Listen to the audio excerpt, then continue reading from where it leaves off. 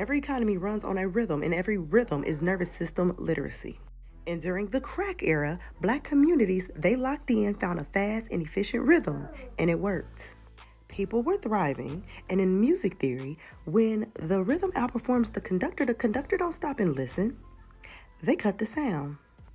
So colonial capitalism didn't introduce a new behavior into the black community, right?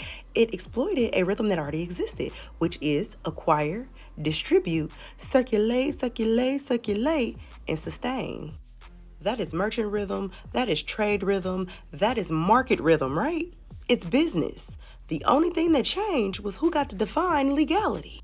Think about it. They didn't have to teach supply chains, pricing, territory management, risk management, or how to distribute appropriately. The nervous system was already entrained to a merchant cadence. And not because of capitalism, but because African and other diasporic communities were historically trade-based. So black communities already knew circulation, not hoarding. And value was relational, not abstract. So when drugs entered the neighborhood, the form was familiar. Now the contents, they were poison, but the structure was not new. So capitalism, it runs on a 4-4 loop. It is predictable, it is repetitive, it is easy to entrain bodies to, and it is easy to monetize. So crack, heroin, opioids, they're on the same loop, just accelerated and destabilized. So that's the same time signature in a different tempo with a different damage. So in essence, the state didn't invent a new song, they just remixed the same rhythm and criminalized the performers. So despite the poison supply, the state surveillance, the intentional destabilization, and the targeted laws, the people still ran the system well. Too well. And that was the problem. Y'all, not the drugs, not the violence, not even the chaos.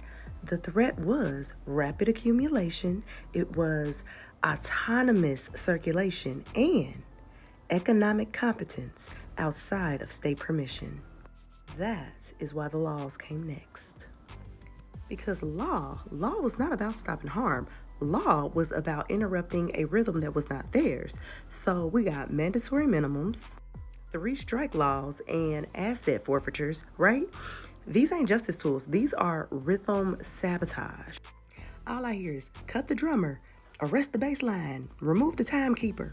They just want to collapse the groove. And the truth is, we live in a merchant society. It's all about consumerism. So empire doesn't hate drugs, it hates unlicensed circulation.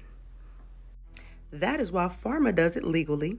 Alcohol did it post-prohibition. Tech companies do it with our attention, and social media does it with our dopamine. Same rhythm, different permission slip. So here's what nobody's going to tell you about the crack era, but I will. It wasn't chaos. It was a merchant system that was operating within a colonial economy. And when your body is trained to distribute value, it is going to do it, even if it's poison. And it shows that they cannot destroy black excellence. They legislate against it.